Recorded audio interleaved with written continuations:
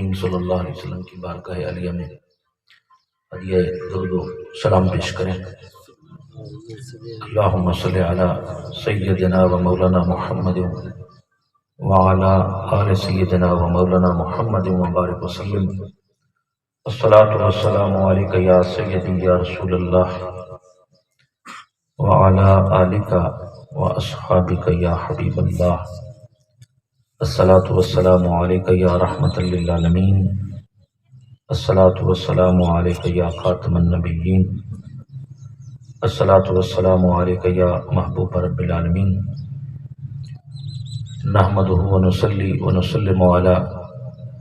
اشرف الانبیاء والمرسلین وعلی آلہ واصحابہ واہل بیتہ وذریاتہ واصہارہ واولادہ وامتہ اجمعین۔ اما بعد فاعوذ باللہ من الشیطان الرجیم بسم اللہ الرحمن الرحیم۔ لقد کان لکم فی رسول اللہ اسوۃ حسنہ صدق اللہ مولانا العظیم۔ او کما قال اللہ تعالی بمقام آخر النبی اولی بالمؤمنین من انفسہم وازواجہ امہاتہم صدق اللہ مولانا العظیم۔ نہایت ہی محترم و مکرم علماء کرام، سامعین، آج کی یہ روحانی اور ایمانی ایصال ثواب کی محفل پاک ہے۔ دعا ہے اللہ رب العزت اس نوجوان مرحوم کی بخشش فرمائے اور ان کے گناہوں سے درگزر فرمائے، اور ہم جتنے اس بابرکت محفل میں ایصال ثواب کی خاطر جمع ہیں، اللہ تبارک و تعالی مجھ سمیت آپ سب کی حاضری اپنی بارگاہ میں قبول منظور فرمائے۔ حاضرین، یہ دنیا فانی ہے اور بالآخر اس سے جانا ہے۔ مجھے ابھی پتہ چلا کہ جوان کافی عرصے سے بیمار رہ گیا اور پھر اللہ کو پیارا ہوا۔ نبی کریم صلی اللہ علیہ وآلہ وسلم کی احادیث سے ثابت ہے کہ جس بیماری پر انسان صبر کرے اور اللہ تعالیٰ کی شکایتیں اور شکوے نہ کرے تو وہ بیماری بھی دراصل اللہ کی طرف سے تحفہ ہے، بخشش کا سامان ہوتی ہے۔ حضور اقدس صلی اللہ علیہ وآلہ وسلم سنن ابن ماجہ کی حدیث میں موجود ہے، سیدہ ام صائب رضی اللہ عنہا کے گھر ان کی عیادت بیمار پرسی کرنے کے لیے تشریف لے گئے، تو جب آپ کو دیکھا تو جیسے بچہ ماں کو دیکھ کے اپنی شکایتیں اور شکوے پیش کرتا ہے، اپنے شفیق مہربان رسول کو دیکھ کے صحابیہ نے عرض کی کہ یا رسول اللہ یہ بخار مجھے تو کھا گیا ہے۔ شکایت پیش کی، سرکار نے فرمایا کہ بخار کی شکایت نہ کرو، یہ بخار بھی اللہ کی طرف سے رحمت ہے، اور اس بیماری کے صدقے میں بھی بندے کے گناہ جھڑ جاتے ہیں، اور اللہ تبارک و تعالی صبر کرنے والے کو جو دکھ بیماری تکلیف پر صبر کرتا ہے، اللہ پاک اس کے صدقے میں اس کے گناہوں کو جھاڑ دیتے ہیں اور اس کے درجے کو بلند کر دیتے ہیں، اور بیماری اگر ختم ہو جائے اور زندگی باقی ہو تو فرمایا کہ اس طرح بندہ پاک ہو جاتا ہے جیسے ماں نے آج جنم دیا ہے، اور اگر وہ اس کی موت آ جائے تو بیماری کے اختتام پر موت آتی ہے تو ایسے ہوئے کہ جیسے وہ بالکل گناہوں سے پاک ہو کے، گناہ سارے ختم ہو کے اللہ کی حضور، اللہ کی بارگاہ میں پیش ہو جاتا ہے۔ اسی طرح سنن ابو داؤد کی حدیث کے اندر موجود ہے، سرکار نے فرمایا کہ انسان کو جو دکھ تکلیف آتی ہے اس کے بارے میں نبی پاک نے فرمایا کہ بندہ مومن، ایمان والا مسلمان آدمی، اس کو اللہ تبارک و تعالیٰ کوئی بلند درجہ دینا چاہتا ہے، اونچا مقام عطا فرمانا چاہتا ہے، لیکن اب اونچے مقام تک پہنچنے کے لیے جس محنت کی ضرورت ہے، جس مشقت کی ضرورت ہے، جتنے نوافل پڑھنے چاہیے، جتنے اس کو صدقہ خیرات نفلی پڑھنے چاہیے، جتنے نفلی روزے رکھنے چاہیے، جتنے مجاہدے اور مراقبے کرنے چاہیے، وہ اتنے نہیں کر سکتا، اور اللہ پاک اس کو وہ درجہ عطا فرمانا چاہتا ہے، تو اللہ تبارک و تعالی اس کو پھر یا تو اس کا کوئی جوان بیٹا لے لیتا ہے،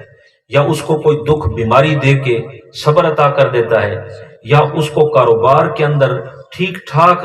نقصان دے دیتا ہے، اور نقصان دے کے پھر زبان کے اوپر شکر اور صبر عطا کر دیتا ہے، اور اس صبر اور شکر کرنے کے اوپر اس دکھ، بیماری، اس گھاٹے، کاروباری گھاٹے میں یا جوان بیٹے کے جانے پر صبر عطا کر کے اس بلند مقام پر فائز فرما دیتا ہے جس تک وہ نہیں پہنچ سکتا۔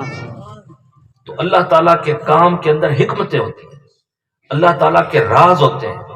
اللہ تبارک و تعالیٰ اس کے اندر کئی چیزیں چھپا کے رکھتا ہے۔ تو حضور غوث اعظم رضی اللہ تعالیٰ عنہ فتوح الغیب کے اندر اپنی کتاب کے اندر لکھتے ہیں کہ جس بیماری اور دکھ میں بندے کی زبان پہ صبر آ جائے اور اس کی رضا پہ راضی ہو جائے تو فرمایا وہ بیماری، وہ دکھ نہیں ہے، وہ دراصل سکھ ہے۔ سبحان اللہ، دکھ کے پردے میں سکھ ہے، ظاہر کا وہ دکھ ہے، باطن کا وہ سکھ ہے۔ سبحان اور جس دکھ، بیماری، تکلیف کے اندر بندے کو زبان پر شکایتیں آ جائیں، شکوے آ جائیں، اور اللہ تبارک و تعالیٰ کی رضا پہ صبر کا وہ دامن چھوڑ بیٹھے، تو فرمایا کہ وہ بیماری دراصل بیماری ہے، وہ دکھ اصلی دکھ ہے، کہ وہ ظاہر کا بھی دکھ ہے اور باطن کا بھی دکھ ہے۔ اور جس دکھ کے اندر، تکلیف کے اندر اللہ پاک کی رضا پہ بندہ راضی ہو جائے، فرمایا کہ وہ دکھ نہیں، وہ دراصل پردے میں چھپا ہوا سکھ ہے۔ اس دکھ کے بعد فَإِنَّ مَعَ الْعُسْرِ يُسْرًا، اس تنگی کے بعد اللہ پاک اس کو آسانیاں ہی آسانیاں عطا فرما دیتا ہے۔ سبحان اللہ، تو میں نے آپ کے سامنے قرآن مجید سے 2 آیات بینات ان کی تلاوت کی ہے، اور یہ دونوں آیات سورہ احزاب سے ہیں۔ تو پہلی آیت کو چلو ہم دیکھتے ہیں۔ فرمایا کہ النبی اولا بالمؤمنین من انفسہم وازواجہ امہاتہم، فرمایا کہ نبی کریم صلی اللہ علیہ وآلہ وسلم ایمان والوں کی جان سے بھی زیادہ قریب ہے۔ سبحان اللہ، کیا مطلب ہے؟ کہ اس کا مطلب یہ ہے کہ اتنے خیر خواہ تمہارے بہن بھائی تمہارے نہیں ہو سکتے، اتنے خیر خواہ تمہارے رشتہ دار بھی نہیں ہو سکتے، اتنے خیر خواہ تمہارے ماں اور باپ بھی نہیں ہو سکتے، اتنی تمہاری خیر چاہنے والا تو تم خود بھی نہیں ہو سکتے جتنی تمہاری خیر چاہنے والے اللہ کے رسول ہیں۔ سبحان اللہ، النبی اولا بالمؤمنین من انفسہم، اور یہاں پہ النبی کا لفظ استعمال کیا ہے۔ تو اللہ پاک نے اس سورت کے آغاز میں سورہ احزاب کی پہلی آیت کو بھی اگر آپ دیکھیں تو فرمایا یا ایھا النبی اتق اللہ ولا تطع الکافرین والمنافقین، اے نبی کریم صلی اللہ علیہ وسلم آپ اللہ سے ڈریں اور ان کافروں اور منافقوں کی بات نہ مانیں۔ نبی پاک تو پہلے نہیں مانتے تھے، مزید تاکید فرمائی اور ہم سب کو پیغام پردے میں ہمیں دیا کہ ان کافروں منافقوں کے پیچھے نہیں چلنا۔ تو جو جاہلانہ رسوم تھیں اس عرب کے معاشرے کے اندر، جس کو نبی کریم صلی اللہ تعالی علیہ وآلہ وسلم ختم فرمانے کے لیے اس کائنات پر جلوہ گر ہوئے، یہ ہمارے ہندوستان کے علاقے کی کیا صورتحال تھی؟ جب میرے آقا علیہ الصلوۃ والتسلیم اس دنیا پر جلوہ گر ہوئے تو ہمارے اس ہندوستان کے اس علاقے کے اندر عورت کے ساتھ بہت برا سلوک تھا، عورت کو انسان ماننے کے لیے بھی تیار نہیں تھے۔ اگر آپ ہندوؤں کی کتابیں پرانی پڑھیں، رگ وید، یجر وید، سام وید، اتھر وید کو پڑھیں، منو سمرتی کو پڑھیں، یا ان کی رامائن کو پڑھیں، یا ان کی بھگوا گیتا کو پڑھیں، تو ہندوؤں کی کل کتب کے اندر یہ تصور موجود تھا کہ عورت سرے سے انسان ہی نہیں ہے، یہ کوئی بدروح ہے، یہ کوئی مکار ہے۔ ان کی کتب میں لکھا یہ مکار ہے، یہ پیدائشی جھوٹی ہے، یہ پاؤں کی جوتی ہے، اور جب عورت اس کا شوہر مر جائے تو اس کے ساتھ بیوی کو بھی زندہ جلا دیا جائے، جس کو ستی کی رسم کہتے تھے۔ عورت کو وراثت کا حق بالکل نہیں تھا۔ اسی طرح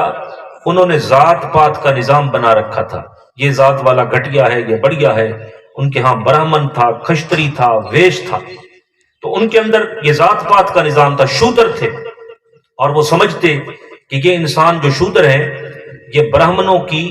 خدمت خاطر کے لیے پیدا کیے گئے، برہمن ان کو اپنے مندر میں داخل ہی نہ ہونے دیتے۔ یعنی ایک تمیز تھی، ایک فرق تھا، ذات پات کا ایک نظام تھا۔ تو ہندوستان کی یہ صورتحال تھی، جب نبی کریم رؤوف الرحیم صلی اللہ علیہ وسلم تشریف لے کے آئے اس دنیا کے اوپر، یعنی بیماریاں بڑی بڑی تھی، بیماریاں بڑی بڑی بیماریاں تھیں، عورت کو انسان نہ سمجھنا، عورت کو وراثت کا حق نہ دینا، عورت کو شوہر مر جائے تو اس کے ساتھ زندہ جلا دینا، اسی طرح شودر جو انسان تھے ان کو انسان ہی نہ سمجھنا،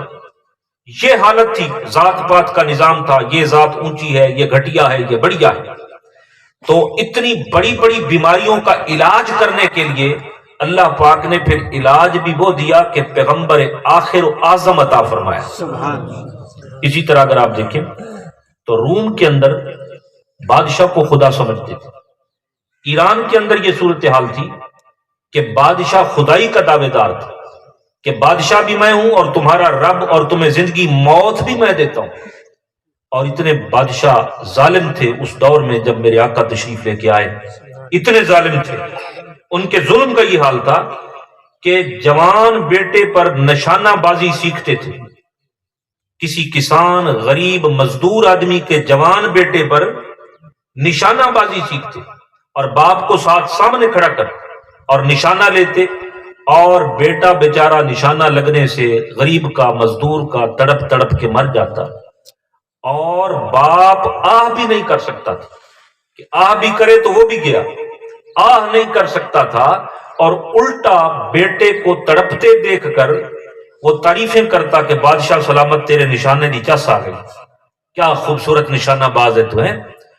الٹا اس کی تعریفیں کرنے پر مجبور تھا۔ ایران کا یہ حال تھا، روم کا حال یہ تھا کہ بادشاہ کو خدا مانتے، اور عرب کے اندر قرآن نے بیان کیا هو الذی بعث فی الامیین رسولا منہم، کہ ہم نے ان پڑھوں کے اندر اپنا عظیم الشان رسول عطا فرمایا، بھیجا۔ وہ ان پڑھ تھے اور وہ کیا کرتے، بیٹیوں کو زندہ رہنے کا حق نہیں دیتے تھے، زمین میں دفن کر دیتے، عورت کو وراثت کا حق نہ دیتے، عورت کو لونڈیاں بنا کے رکھتے، ان کی عزتوں کو نیلام کرتے پھرتے تھے، کعبے کا ننگا طواف کرتے، کعبے میں 360 بت انہوں نے اللہ کے گھر میں رکھ دیے، جوا کھیلتے، شراب پیتے، حرام کھاتے، ڈاکے مارتے، چوریاں کرتے، الغرض تمام بڑی بڑی بیماریاں اس عرب کے خطے میں تھی۔ جب میرے اور آپ کے آقا و مولا جناب محمد مصطفیٰ صلی اللہ تعالی علیہ وآلہ وسلم اس کائنات پر جلوہ گر ہوئے تو میرے مصطفیٰ کریم نے آتے ہی اس ذات پات کے نظام، ہندوستان میں یہ نظام تھا، یہ گھٹیا، یہ بڑھیا، تو میرے مصطفیٰ نے آتے ہی اعلان کیا، فرمایا لا فضل لعربی علی عجمی ولا لعجمی علی عربی ولا لاحمر علی اسود ولا لاسود علی احمر الا بالتقوی، اور میرے آقا نے فرمایا کلکم من آدم و آدم من تراب، اور ارشاد فرمایا ان خلقناکم من ذکر و انثی وجعلناکم شعوبا و قبائل لتعارفوا ان اکرمکم عند اللہ اتقاکم، فرمایا کسی عربی کو اجمی کو عربی، کالے کو گورے، گورے کو کالے پر کوئی فضیلت نہیں مگر جو پرہیزگار ہے، اور فرمایا تم سب آدم علیہ السلام کی اولاد ہو، اور آدم علیہ السلام مٹی سے بنے تھے، اور میرے آقا نے اعلان کیا ذات پات کے نظام پر کاری چوٹ لگاتے ہوئے فرمایا کہ خالق کائنات نے تمہیں ایک مرد اور ایک عورت سے پیدا کیا، تمہاری قومیں، قبیلے تمہاری پہچان کے لیے بنائے، باقی اللہ کے نزدیک محترم عزت والا وہ ہے جو پرہیزگار ہے۔ تو کاری ضرب لگائی میرے مصطفیٰ نے، اس باطل نظام کو چوٹ لگائی میرے مصطفیٰ نے، عورت کو وراثت کا حق دیا، بیٹیوں کو زندہ رہنے کا حق دیا، عورت کو وہ عزت عطا کی، فرمایا جب یہ ماں بنے گی تو تمہاری جنت اس کے قدموں کے نیچے۔ تو اللہ پاک نے فرمایا میرے محبوب یا ایھا النبی اتق اللہ، کہ آپ اتنی بری اور جاہلانہ رسموں کو توڑنے کے لیے تشریف لے کے جا رہے ہیں،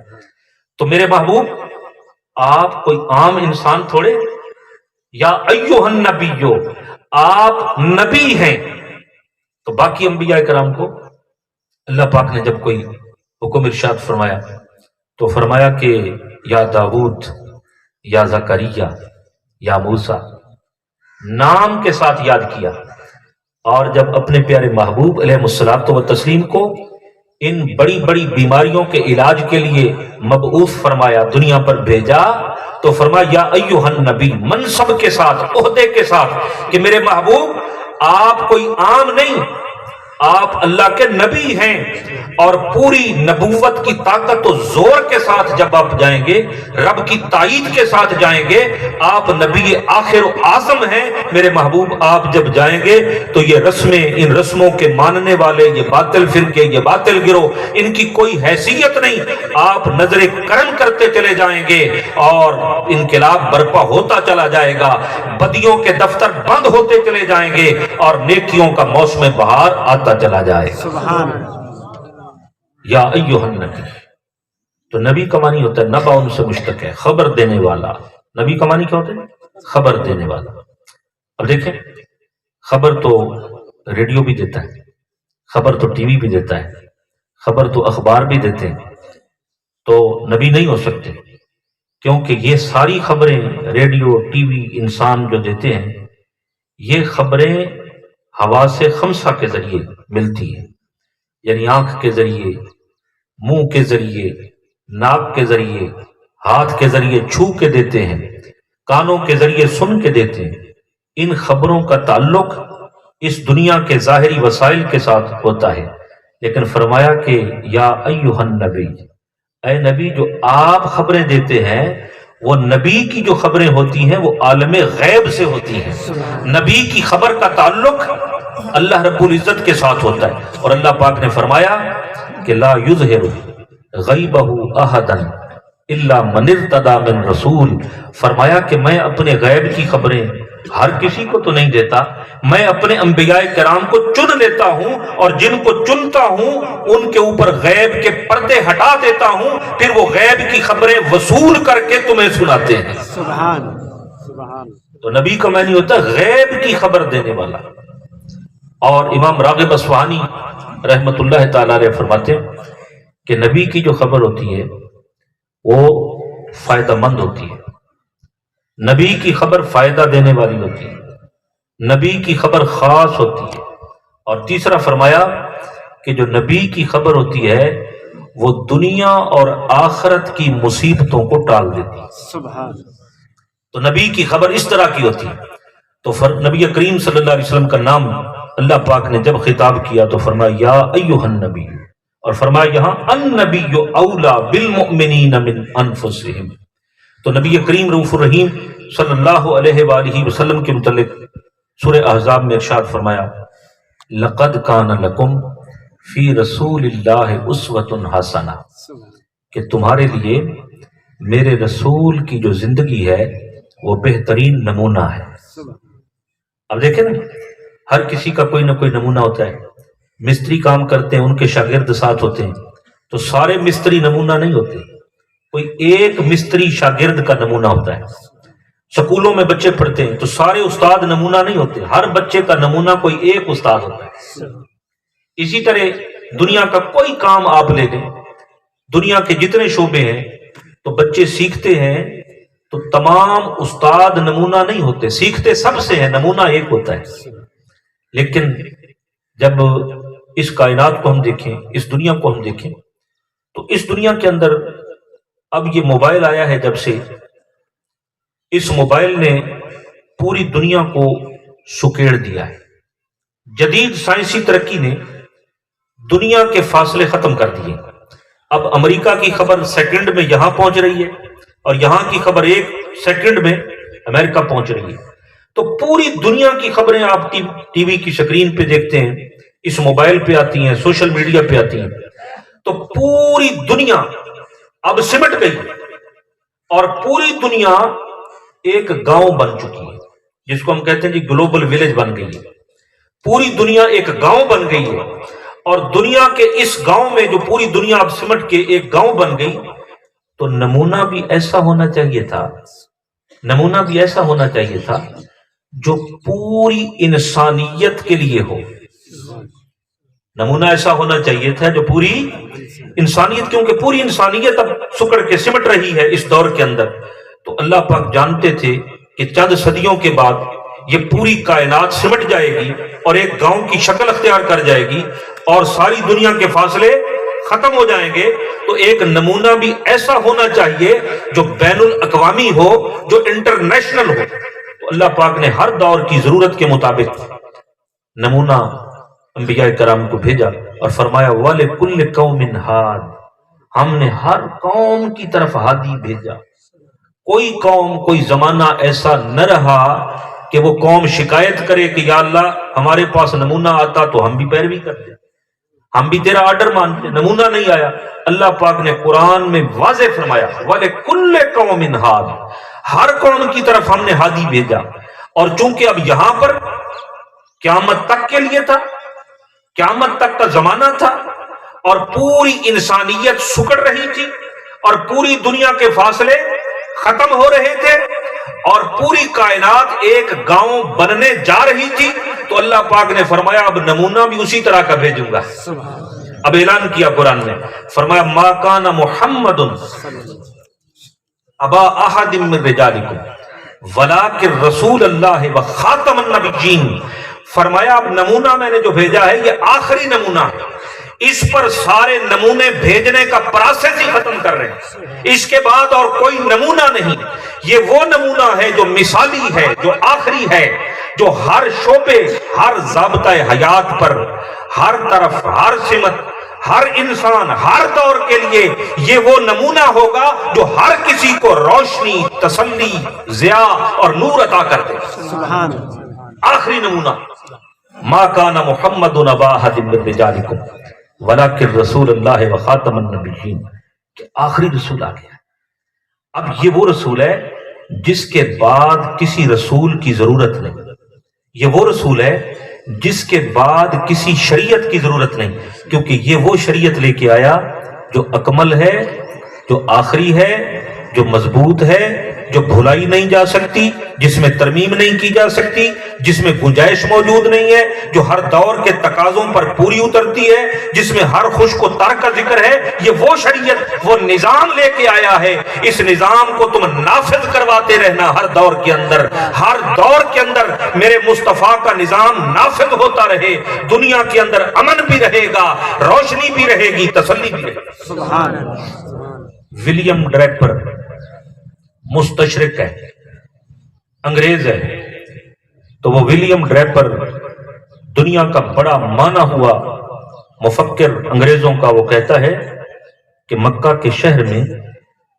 ایک ہستی پیدا ہوئی جس کا نام محمد ہے صلی اللہ علیہ وسلم، اور اس ہستی نے پوری کائنات کی انسانیت کو متاثر کیا، روشنی عطا کی۔ تو وہ بھی مان رہے ہیں کہ رب نے جو نمونہ بھیجا واقعی وہ نمونہ تھا، کہ پوری کائنات کو اس نے منور کر دیا، روشن کر دیا۔ ولیم ڈریپر تک، انگریز تک وہ مان گیا، ان کا مفکر اعظم مان گیا۔ تو دیکھیں کہ نمونہ ایسا ہونا چاہیے جس کے اندر کچھ صفات ہوں، مثلا اس کا اخلاق عظیم، اس کی زندگی کا ایک ایک لمحہ محفوظ ہو، زندگی کا کوئی گوشہ چھپا ہوا نہ ہو، زندگی کھلی کتاب کی طرح، اس کا اخلاق عظیم ہو، جو تعلیم دے اس پر خود بھی عمل کرے، اپنی تعلیم پہ خود بھی عمل کرے، اور ہر شعبے کو رہنمائی دے سکتا ہو، کیونکہ اس نے ساری انسانیت کے لیے رہنما بننا ہے۔ تو کسان، تاجر، معلم، استاد، اولاد والا، بے اولاد والا، شادی والا، بغیر شادی والا، ہر کوئی اس سے رہنمائی حاصل کر سکے، تب وہ مثالی نمونہ، انٹرنیشنل نمونہ بن سکتا ہے۔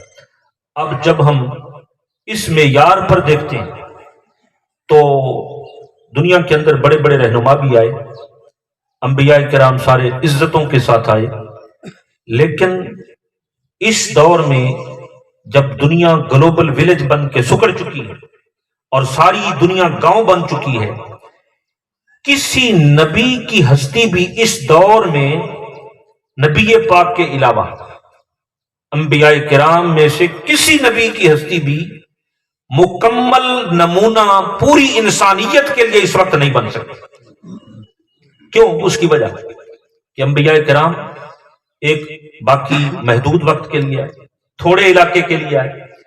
ان کو مختلف حالات پیش نہیں آئے، مختلف کیفیات ان کو پیش ہی نہیں آئیں، لہذا ان کو اپنی ساری صلاحیتیں دکھانے کا موقع ہی نہیں ملا۔ تو اس لیے وہ اس دور میں انسانیت ساری کے لیے نمونہ نہیں بن سکتے۔ اچھا آپ کہیں جی قریب ترین کا دور ہے حضرت عیسیٰ علیہ السلام، نبی پاک سے پہلے جو نبی آئے وہ کون تھے؟ حضرت عیسیٰ علیہ السلام آئے۔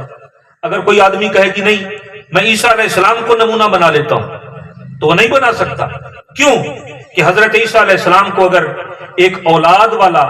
نمونہ بنانا چاہے تو نہیں بنا سکتا کہ عیسیٰ علیہ السلام کی اولاد ہی نہیں ہوئی، انہوں نے اولاد کی پرورش کیسے کرنی ہے کر کے دکھائی نہیں ہے۔ اسی طرح کوئی شادی شدہ عیسیٰ علیہ السلام کو نمونہ بنانا چاہے تو نہیں بنا سکتا، کیونکہ عیسیٰ علیہ السلام نے شادی نہیں کی، نمونہ کیسے بنائے گا؟ اب اسی طرح کوئی سپاہی، فوج کا سپاہی حضرت عیسیٰ علیہ السلام کو نمونہ بنانا چاہے تو نہیں بنا سکتا کہ حضرت عیسیٰ علیہ السلام نے کبھی جنگ کی ہی نہیں، تو نمونہ کیسے بنے گے؟ اسی طرح کوئی سپہ سالار فوج کا جناب عیسیٰ علیہ السلام کو نمونہ بنانا چاہے تو نہیں بنا سکتا کہ عیسیٰ علیہ السلام کبھی میدان جنگ میں گئے ہی نہیں۔ اسی طرح کوئی فاتح، فتح کرنے والا جنگ، وہ حضرت عیسیٰ علیہ السلام کو نمونہ بنانا چاہے تو نہیں بنا سکتا کہ عیسیٰ علیہ السلام جب جنگ میں گئے نہیں تو فتح کا سوال ہی پیدا نہیں ہوتا۔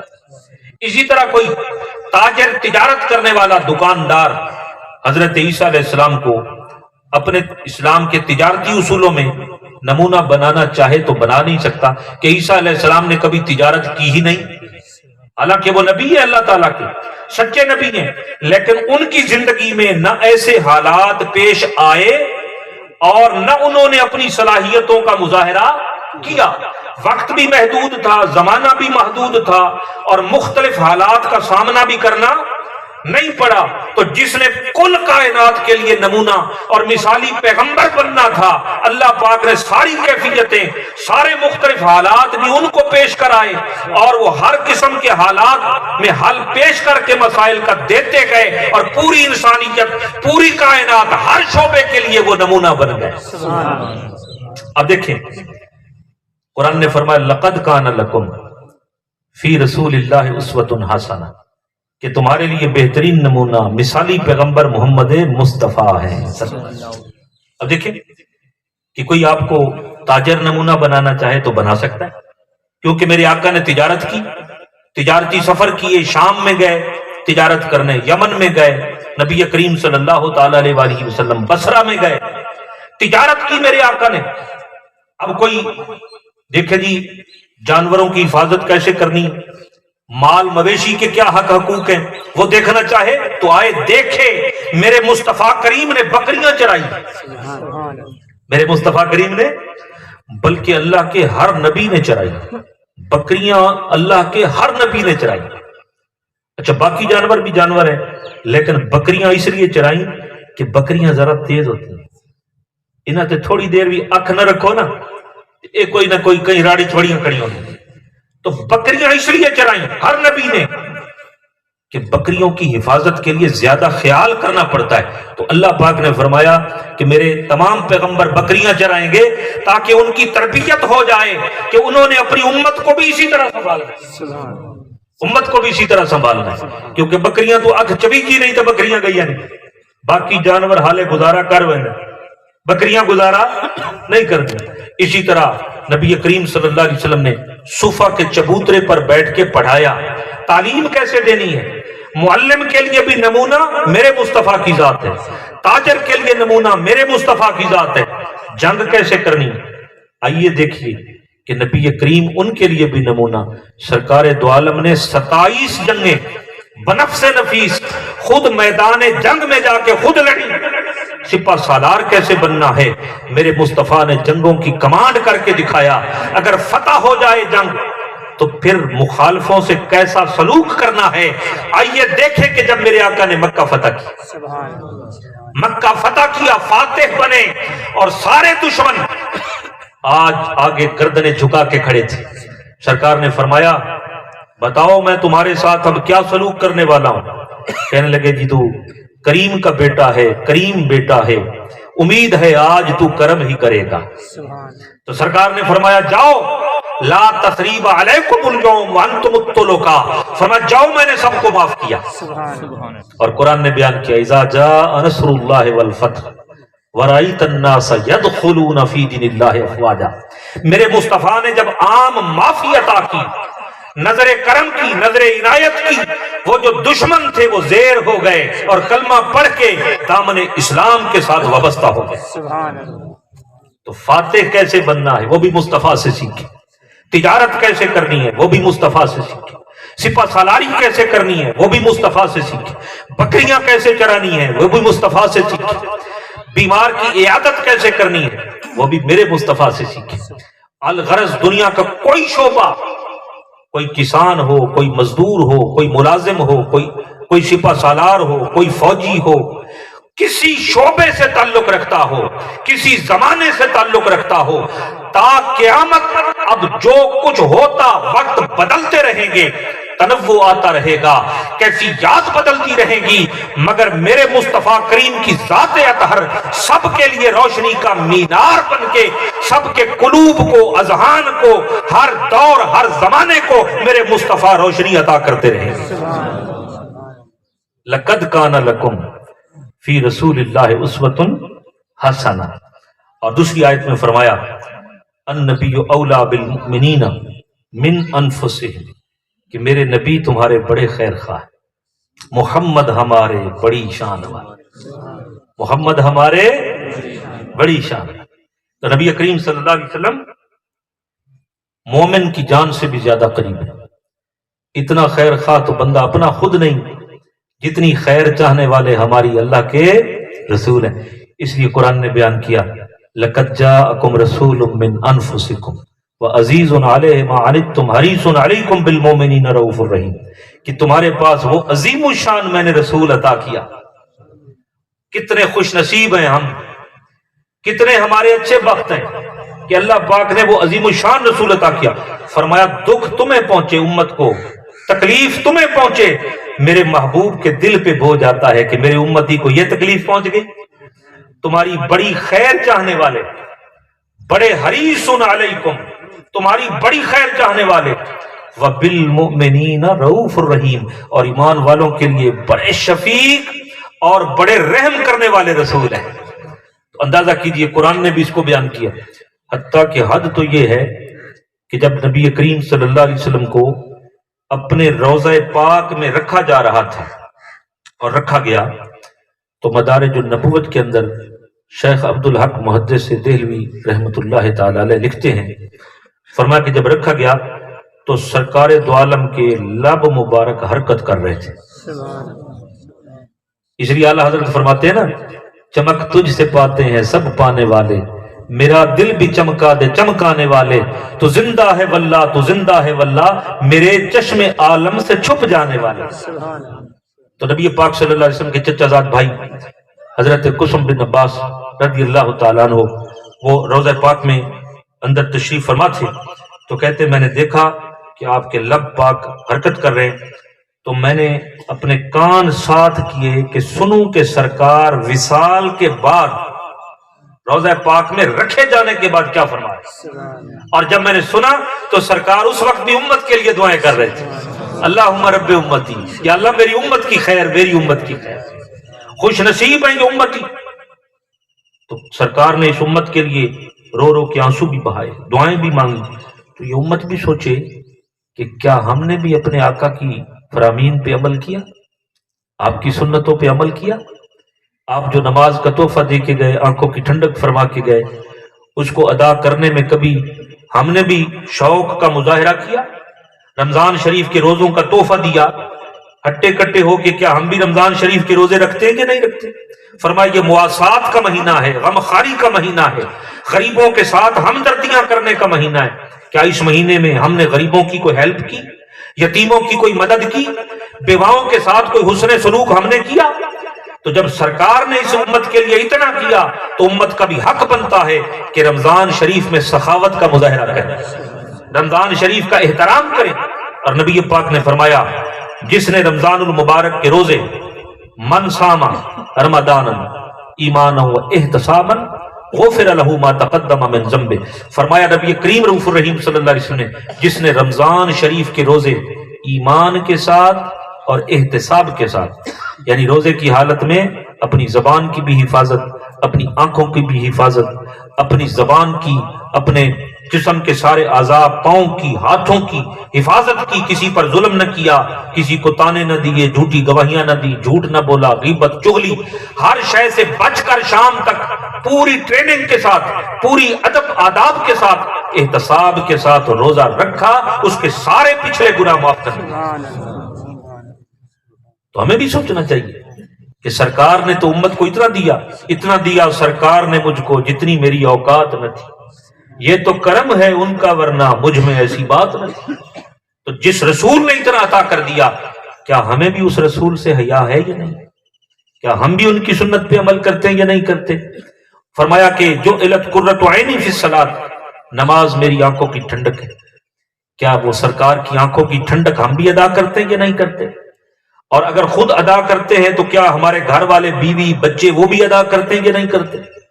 کو انفسکم واہلیکم نارا، جہنم کی آگ سے اپنے آپ کو بھی بچاؤ، اپنے گھر والوں کو بھی بچاؤ.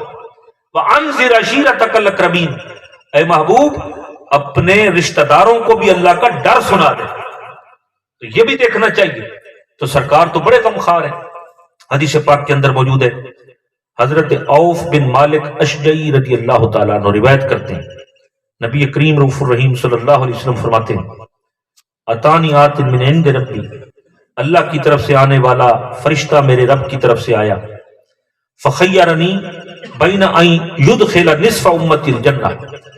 مجھے یہ اختیار دیا گیا، وبین الشفاعہ، اللہ پاک نے فرشتہ بھیجا کہ میرے محبوب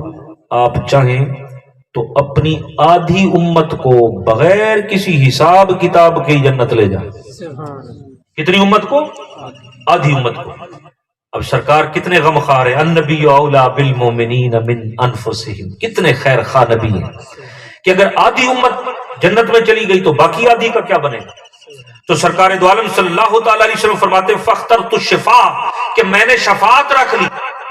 یا اللہ نہیں، آدھی امت جنت گئی، پھر آدھی کا کیا بنے گا، مجھے شفاعت کا حق عطا کر دے. وَهِيَ لِمَنْ مَاتَ لَا يُشْرِكُ بِاللَّهِ شَيْئًا، اور فرمایا میں ہر اپنے اس امتی کی شفاعت کروں گا. توجہ رکھنی، ہر امتی کی شفاعت کروں گا جس نے شرک نہ کیا ہو اللہ کی ذات میں، صفات کے تقاضوں میں، اس نے شرک نہ کیا ہو. فرمایا میں شرک کی گھڑیاں آئیں گی، میں اس کی شفاعت کروں گا. میرے آقا نے فرمایا جو 10 بار صبح میرے اوپر درود پڑے، 10 مرتبہ شام درود پڑے، سرکار نے فرمایا قیامت کے دن میں اس کی بھی شفاعت کروں. میرے آقا نے فرمایا من زارا قبری وجبت لہو شفاعتی، جو میرے روضہ پاک پہ ادب سے چلا جائے، میرے روضہ پاک کی زیارت کر لے، میں اس کی بھی شفاعت کروں. میرے آقا نے فرمایا جو میرے اوپر روزانہ 100 بار درود شریف پڑے، اس کی پیشانی پر لکھ دیا جاتا ہے براءۃ من النفاق وبراءۃ من النار، کہ یہ بندہ منافقت سے بھی آزاد ہے، جہنم کی آگ سے بھی آزاد. اور میرے آقا نے فرمایا جتنا گڑ اتنا میٹھا. کوئی 10 دفعہ صبح و شام پڑھے شفاعت کا وعدہ، 100 مرتبہ پڑھے جہنم سے آزادی کا وعدہ، اور جو 1000 مرتبہ پڑھے، حضرت انس رضی اللہ عنہ روایت کرتے کہ میرے اوپر روزانہ 1000 بار درود شریف پڑھتا ہو، ڈیلی کا معمول ہو، فرمایا موت بعد میں آئے گی، جنت میں اپنا گھر پہلے دیکھ کے جائے. النبی اولا بالمؤمنین من انفسہم. اسی طرح حضرت زید بن خالد الجہنی رضی اللہ تعالیٰ عنہ روایت کرتے ہیں کہ نبی کریم رؤوف الرحیم صلی اللہ علیہ وسلم کو اپنی امت کے ساتھ کتنی خیر خواہی تھی. فرمایا کہ لولا ان اشق علی امتی لامرتهم بالسواک عند كل صلاۃ ولا اخرت صلاۃ العشاء الى ثلث الليل. فرمایا میرے امتیوں تمہیں تکلیف نہ ہو، میں نے ہر نماز کے ساتھ وضو میں مسواک اس لیے فرض نہیں کیا کہ تکلیف میں نہ پڑ جائے، ورنہ میرا دل تو یہ تھا کہ ہر وضو کے ساتھ جو نماز میں یہ کریں مسواک ضروری فرض سمجھ کے کریں، لیکن میں نے فرض نہیں کیا، تمہاری تکلیف کا خیال کیا. اور فرمایا عشاء کی نماز میرا ارادہ تو یہ تھا کہ 1/3 رات گزر جائے پھر عشاء کی نماز پڑھی جائے، لیکن میں نے تمہیں تکلیف ہوگی، نیند سے اٹھنا پڑے گا، میں نے اس لیے اول وقت میں عشاء کی نماز تمہارے لیے جائز کی ہے۔ یہ میرے مصطفیٰ کریم کی یہ خیر خواہیاں امت کے ساتھ ہیں، نبی کریم رؤوف الرحیم کی۔ اور حضرت حارث رضی اللہ تعالیٰ عنہ روایت کرتے ہیں کہ نبی کریم رؤوف الرحیم صلی اللہ تعالی علیہ وآلہ وسلم آپ اپنے ایک صحابی کے پاس سے گزرے، انصاری صحابی تھا وہ سرکار کا، تو میرے آقا علیہ الصلوۃ والتسلیم فرماتے ہیں انی ارا ما لا ترون واسمع ما لا تسمعون، فرمایا کہ میں وہ دیکھتا ہوں جو تم نہیں دیکھ سکتے، اور میرے کان وہ سنتے ہیں جو تمہارے کان نہیں سن سکتے۔ اب سرکار فرماتے ہیں کہ میں نے دیکھا میرا انصاری صحابی ہے، موت کا فرشتہ اس کے سرانے کھڑا ہے، اس کی روح قبض کرنے والا ہے، تو میں نے فرشتے سے کہا فرشتہ دیکھنا یہ میرا غلام ہے، اس پہ نرمی کرنا، جان سختی سے نہ نکالنا، اس کے ساتھ شفقت کرنا، اس کے ساتھ سختی نہ کرنا۔ تو فرشتے نے عرض کی یا رسول اللہ میں آپ کو وہ خوشخبری دوں آپ کا کلیجہ ٹھنڈا ہو جائے، آپ کا دل ٹھنڈا ہو جائے، صرف اس کے ساتھ نہیں، یہ آپ کا صحابی ہے، صرف اسی کے ساتھ نرمی نہیں، قیامت تک آپ پر کلمہ پڑھنے والے جتنے مومن ہوں گے میں سب کے ساتھ نرمی کرتا رہوں گا، کیونکہ اللہ پاک نے مجھے آرڈر دے رکھا ہے کہ میرے محبوب کے غلاموں کے پاس تم نے جب جانا ہے تو میرے محبوب کی نسبت کی وجہ سے کلمہ میرے یار کا پڑھتے ہیں، کلمہ میرے یار کا پڑھتے ہیں، ان کے گناہوں کو نہ دیکھنا، میرے مصطفیٰ کریم کے ساتھ ان کی نسبت، ان کے تعلق اور ان کا امتی ہونے کا پاس رکھنا، ان کے ساتھ نرمی کرنا، شفقت کرتے ہیں۔ سرکار کا امتی ہونا کو معمولی شرف ہے، یہ معمولی شرف نہیں، اس تعلق کو پہلی تو اللہ کا شکر ادا کرو کہ اس محبوب کے امتی، اب اس تعلق کو مضبوط بناتے چلے جائیں، نبی پاک کی سنتوں پہ عمل کر کے، اتباع کر کے، پیروی کر کے، سرکار پہ درود و سلام کی کثرت کیا کرو، جتنا درود و سلام زیادہ پڑھتے چلے جاؤ گے میرے مصطفیٰ کے قریب ہوتے چلے جاؤ گے، اور جتنا قرب ملتا چلا جائے گا، جتنا تعلق مضبوط ہوتا چلا جائے گا، اتنی دکھ پریشانیاں دنیا آخرت قبر حشر کی ختم ہوتی چلی جائیں گی، اور جب موت کا وقت آئے گا تو ندا آئے گی یا ایتھا النفس المطمئنہ ارجعی الی ربک راضیۃ مرضیہ فادخلی فی عبادی وادخلی جنتی، اے مطمئن روح اس حال میں آ جا کہ میں تجھ پہ راضی، تو مجھ پہ راضی، آ جا میرے بندوں میں آ جا، آ جا جنت میں داخل ہو جا، یہ کیفیات بن جائے۔ تو نبی کریم رؤوف الرحیم صلی اللہ تعالی علیہ وآلہ وسلم کو اپنی امت کے ساتھ اتنی خیر خواہی کا خیال تھا، اور سرکار دو عالم صلی اللہ علیہ وآلہ وسلم اتنا پیار کرتے تھے۔ تو النبی اولا کو میں ختم کر رہا ہوں اس آیت کو اس بات پر، جس کو علامہ ابن عساکر نے لکھا، اس کو امام جلال الدین سیوطی رحمۃ اللہ تعالی علیہ نے خاتم الحفاظ، انہوں نے اپنی کتاب خصائص کبریٰ میں لکھا کہ ایک بندہ تورات کی کتاب پڑھتا تھا، موسیٰ علیہ السلام کا امتی، اور جب کتاب پڑھتا تو اس میں جہاں پہ نبی کریم کا ذکر آتا، آپ کا نام آتا، تو کتاب کو اٹھا کے چوم کے آنکھوں پہ آپ کا نام لگاتا، اور تھا بڑا گناہگار، بڑا پاپی تھا، اور جب وہ فوت ہوا تو معاشرے نے، سوسائٹی نے اس قابل نہ سمجھا کہ اس کو دفن کیا جائے، اس کا جنازہ پڑھا جائے، اس کو غسل دیا جائے، تو انہوں نے اس کو پکڑ کے ویسے ہی کہیں پھینک دیا۔ اللہ پاک نے اپنے کلیم موسیٰ علیہ السلام کی طرف وحی فرمائی، فرمایا کہ اے میرے کلیم، جو میرا یار تھا اسی کوئی لوگوں نے اس کا جنازہ ہی نہیں پڑھا، میرے یار کا جنازہ ہی کسی نے نہیں پڑھا جس کے ساتھ میری دوستی تھی، اس کو اٹھا کے لے آئے، اس کو غسل بھی دیں، اس کو کفن بھی دیں، اس کا جنازہ بھی پڑھیں، اس کی دعا بھی کریں۔ تو یا اللہ لوگوں نے تو اس قابل ہی نہیں سمجھا۔ تو اللہ پاک نے ارشاد فرمایا کہ میرے کلیم، اس کی ایک ادا مجھے بڑی پسند تھی، یہ تو رات کو پڑھتا تھا، اور جب میرے محبوب کا نام آتا تھا، جس کی خاطر میں نے اس بزم کائنات کو سجایا، جس کی خاطر میں نے یہ چاند ستارے اور یہ ساری رونقیں لگائی ہیں، جس محبوب کو پیدا نہ کرتا تو میں اپنا رب ہونا بھی ظاہر نہ کرتا، جس کی خاطر سب کچھ بنایا تھا، میرے اسی محبوب کے نام کو چوم کے یہ آنکھوں پہ رکھتا تھا۔ اب میں اس کی گناہگاری کو دیکھوں یا اپنے محمد مصطفیٰ کے ساتھ اس کی محبت کو دیکھوں تو ہمیشہ فتح محبت کی ہوتی ہے، ادب کی ہوتی ہے۔ ادب جیت گیا، محبت جیت گئی، میں نے اس کو بخش دیا ہے، بخش دیا ہے۔ روک لیتی ہے آپ کی نسبت تیر جتنے بھی ہم پہ چلتے ہیں، یہ کرم ہے حضور کا ہم پر، آنے والے عذاب ٹلتے ہیں۔ وہ سمجھتے ہیں بولیاں سب کی، وہی بھرتے ہیں جھولیاں سب کی۔ آؤ بازار مصطفیٰ میں چلیں، کھوٹے سکے جہاں پہ چلتے ہیں۔ اللہ تبارک و تعالی حاضری قبول فرمائے۔ اللہ پاک اس نوجوان کی بخشش مغفرت فرمائے، ان کے جملہ لواحقین کو صبر جمیل عطا فرمائے۔ وما علینا الا البلاغ المبین۔